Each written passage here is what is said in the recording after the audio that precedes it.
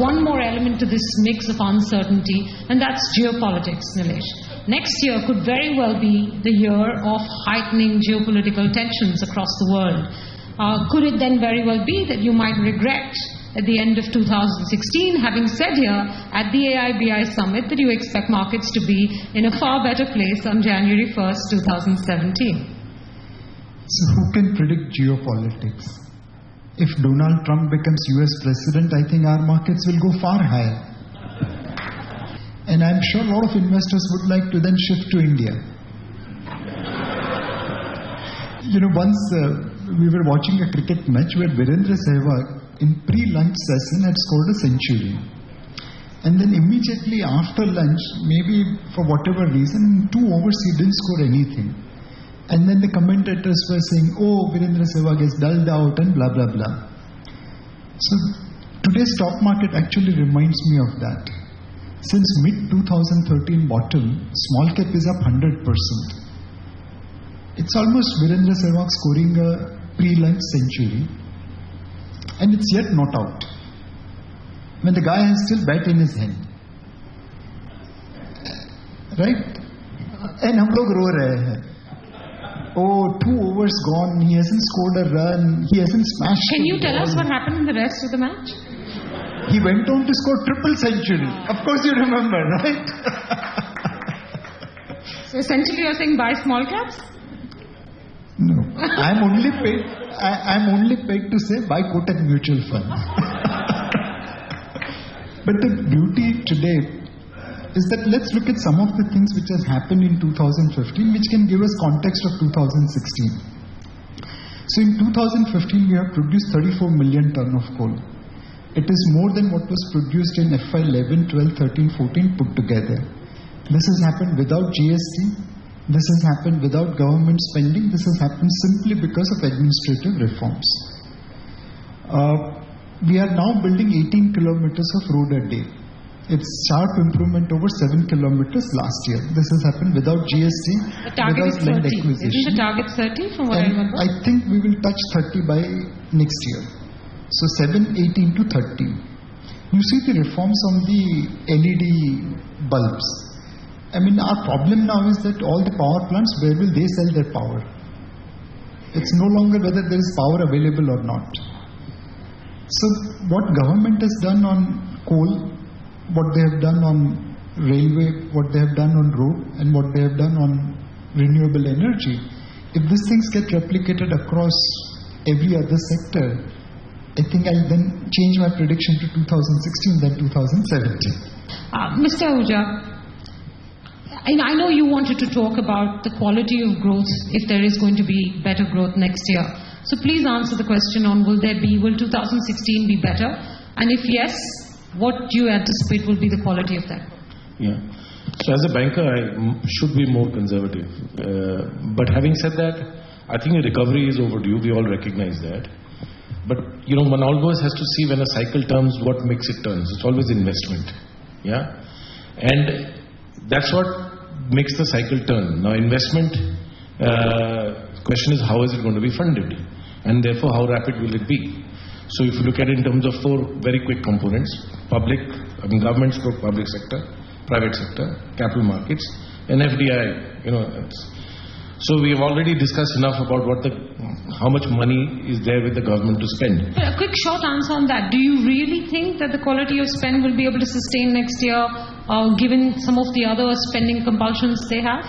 Yeah, so I think in some sectors, as she pointed out, that 15%, right, that is entirely to the credit of to the government.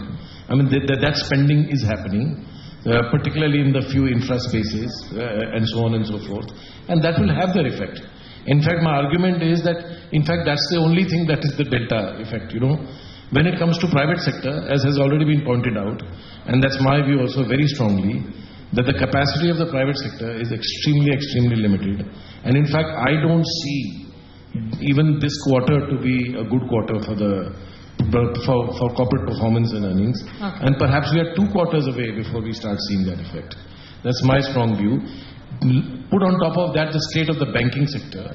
I think it's pretty damn bad. Yeah. And it's not just the public sector, even in the private sector. the situation is grim. It's just better packaged or whatever, better camouflaged. And now let's come to the capital markets. While a lot has been said and there are experts here, I certainly am not. But the way I look at it is the domestic investment and mutual funds that have sort of, in a sense, the markets have been okay because the foreign selling has been offset by domestic demand. And in fact, as markets create a little more liquidity, my view is that based on what I see, there's a lot of PEs waiting to exit. They've overrun their investment horizons. Yeah? And the first thing that will happen is they will start selling. So, again, I'm more entitled to agree with him more seriously that it's more 2017 rather than 2016. And finally... No, he said markets 2017. You're saying the economy will pick up 2017. Both. So, and then finally... From the FDI perspective, now are we entirely going to be dependent on that? With the way the global situation is, certainly the global situation is not benign, and it's having its effect on our imports and exports already. So that's the sum and substance. So where is the money going to come from? How is it going to be funded? Yes, there's going to be a recovery. There are pieces of it, 15% of the GDP, which is going to have a positive effect. And therefore, my view is that it's going to be a mild and slow recovery. Perhaps, and I believe the real GDP in India is 5.5%, not 7.4%. That 1.9% that was added, frankly, I don't see on the ground when I look at the components of the economy. You're in so much trouble today. No problem. We see customers from across the spectrum, from across industries. Barring 2 or 3 spaces, I don't see it happening anywhere. So I don't know what people are talking.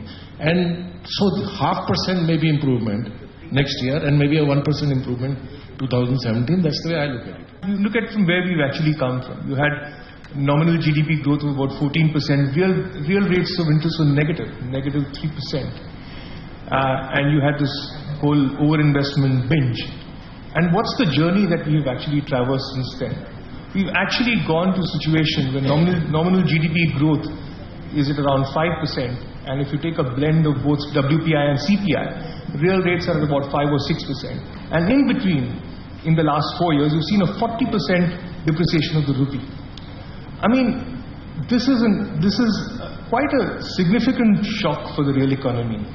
And there are really no quick fixes, It's a balance sheet recession. You've got to give it time. And only time will basically heal, the balance sheet recession. How much time? No, I do believe, I think by 2017 or mid-2017-18, we should basically see some of the animal spirits come back. So let me try and put a few more things on the table. For anything to happen, the investment cycle takes about 12 months for it to start actually seeing its impact in the real economy. We have some government spending happening and it's picking up every week, every month. It's good to see what's happening. But it won't translate into anything till 12 months at least later. The pay commission money is coming in. The spending will pick up. It takes 6 months to 9 months before we see that impact in the economy. The private sector is still not spending. And if it starts spending even tomorrow morning, it's not before 12 months you'll see them actually have a real impact. So the timing of the recovery is really a function of how much investment happens over the next quarter, 6 months. And that really matters in terms of whether it's 2017 or early 16 or later. So it's really the investment cycle now for the next 6 months, which will see the impact in 2017. And what do you expect that to be? So we're seeing the government infrastructure side coming back. We're seeing a lot more things happening there. It will still translate into actual orders and so on and so forth later on.